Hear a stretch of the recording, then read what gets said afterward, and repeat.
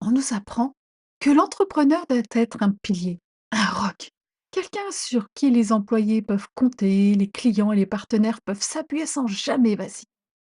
Pendant des mois, j'ai incarné ce rôle à la perfection.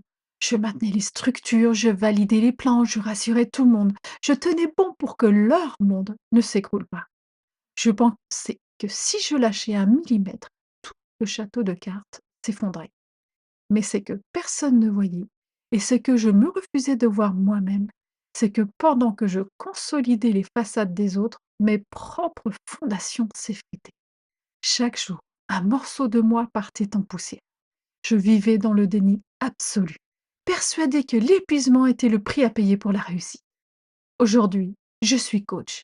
Et si je peux accompagner les entrepreneurs en burn-out, c'est parce que j'ai appris une leçon brutale. On ne peut pas construire un empire sur un sol qui s'effondre. Dans ce quatrième épisode, je veux vous parler de ce défi, dans ce moment où on croit sauver le monde alors qu'on est en train de se perdre. Et comment, paradoxalement, c'est au milieu de mes propres décombres que j'ai trouvé les plans de ma véritable vocation. Avant, j'étais salariée et la polyvalence était ma force, mais elle est devenue mon fardeau.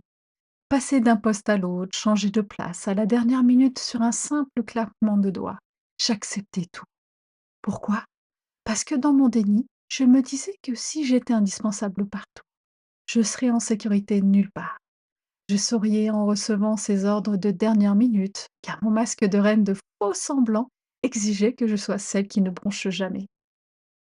On ne demandait pas seulement de faire mon métier, on me demandait de colmater les brèches des autres, réparer leurs erreurs, absorber leurs charges, tout en étant moi-même la cible de leurs critiques. Imaginez l'épuisement. Être perfectionniste pour 2, pour 3, alors que votre propre vie est un champ de ruines. Le sourire était devenu une crispation, une politesse de survie pour ne pas laisser la malveillance ambiante gagner du terrain. Chaque matin, je ne savais pas où je serais assise, ni quel incendie je devrais éteindre. Cette instabilité professionnelle venait percuter de plein fouet l'instabilité de ma vie personnelle. Les deuils, la maladie de mon mari.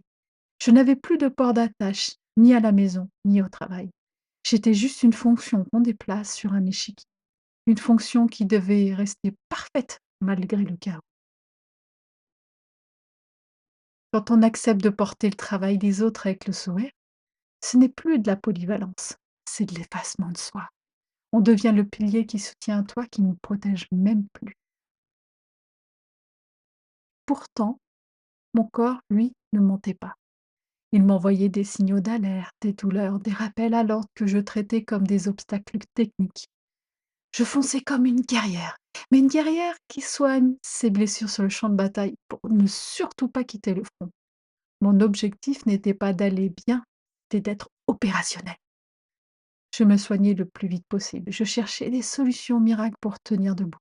Pourquoi? Pour eux. Pour que l'équilibre à la maison ne vacille pas. Pour que mes enfants puissent continuer à vivre normalement, à rire, à aller à l'école sans que l'ombre de la maladie de leur père ou l'épuisement de leur mère ne vienne assombrir leur horizon. Le déni, c'était de croire que si je ne tombais pas, le chaos n'entrerait pas dans la maison. Mais il y a eu ce jour de trop. On me demandait encore de changer de poste à la dernière minute, de sourire à l'injustice. Mais mon esprit n'était plus là, il était tout entier tourné vers le combat pour la vie de mon mari. Je mobilisais chaque once d'espoir et d'énergie pour croire au protocole de guérison qu'on nous proposait. Comment pouvais-je encore accorder de l'importance à un dossier mal classé ou à une réflexion de bureau alors que je menais la bataille la plus importante de ma vie?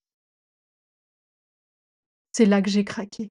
On ne peut pas être à la fois une guerrière pour la santé des siens et un pion malléable pour une entreprise toxique. Le perfectionnisme qui me servait de bouclier a fini par voler en éclats. La reine du faux semblant a déposé les armes. Ce château de cartes que je maintenais debout au prix de ma santé s'est écroulé non pas par manque de volonté, mais parce qu'on ne peut pas porter 2 mondes qui s'opposent si violemment. Mais on ne peut pas négocier indéfiniment avec son propre corps. Un jour, la guerrière s'effondre, non pas parce qu'elle a manqué de courage, mais parce qu'elle a utilisé toute sa force pour maintenir un monde qui ne tenait plus que par ses bras. On me demandait d'être polyvalente dans une entreprise malveillante, alors que ma seule véritable mission était auprès de mon mari et de ses protocoles de guérison. Le burn-out, c'est ce moment de vérité brutale. On réalise que l'entreprise continuera de tourner sans nous, que les collègues malveillants trouveront une autre cible, mais que nous n'avons plus rien à donner à ceux qui ne nous méritent pas.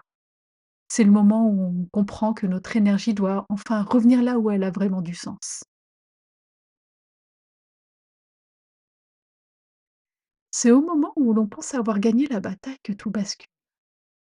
La santé de mon mari s'améliorait, les protocoles portaient leurs fruits. L'horizon s'éclaircissait enfin à la maison. Et c'est précisément là, quand la pression vitale est retombée, que mon corps a lâché. Tant que j'étais en mode survie pour lui, pour mes enfants, pour mon foyer, l'adrénaline me servait de colonne vertébrale. Mais dès que j'ai pu souffler, mon système de survie a passé le relais à un épuisement total accumulé pendant 3 ans de deuil et de sacrifice. Le matin, le réveil sonnait et là, le vide. Je n'arrivais même pas à me lever. Je n'arrivais même pas à m'asseoir sur le bord du lit. Je restais là, allongée, prostrée pendant 1 heure et demie, incapable du moindre mouvement. Et le plus terrifiant, c'est que même dans cet état de paralysie physique, le déni était encore là. Ça ne me mettait même pas la puce à l'oreille. Je ne comprenais pas mon état. Je pensais que c'était une fatigue passagère, que mon corps avait simplement débranché toutes les prises pour ne pas exploser. Il a fallu l'intervention de mon médecin pour m'arrêter et surtout le miroir d'une psychothérapie pour que les mots finissent par sortir. Mettre le burn-out sur ce silence de mon corps a été un choc, mais aussi une libération. J'ai compris que mon perfectionniste et ma polyvalence avaient été dévoyés au service d'une entreprise malveillante qui me demandait si j'allais vraiment à l'enterrement de ma grand-mère, alors que je portais déjà le monde sur mes épaules. C'est dans cette reconstruction lente que ma vocation est née. Aujourd'hui, je ne suis plus la reine du faux-semblant. Mon parcours n'est pas un échec. C'est mon diplôme de terrain. Je suis devenue coach parce que je sais ce que c'est de ne plus pouvoir s'asseoir dans son propre lit. Je sais détecter les fissures avant qu'elles ne deviennent des gouffres. Ma force de guerrière, je l'utilise désormais pour vous aider, vous, les entrepreneurs, à tomber le masque et à consolider vos propres fondations avant que l'inhumanité des autres ne décide de votre chute. Pour clore ce podcast, j'ai quelques questions à vous poser. Des questions qui réveillera ou pas la conscience. J'aimerais savoir, aujourd'hui, combien de masques portez-vous pour que le monde autour de vous continue de tourner sans grincer?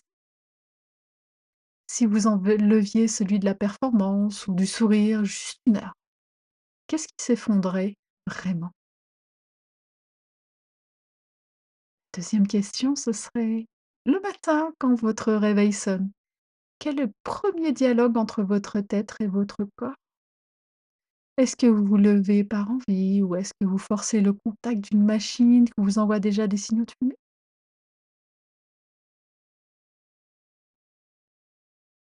Troisième question, ça sera: est-ce que vous attendez, comme je l'ai fait, que la tempête se calme pour enfin vous autoriser à flancher? Croyez-vous vraiment que votre valeur est proportionnelle à votre capacité à encaisser l'injustice ou la malveillance?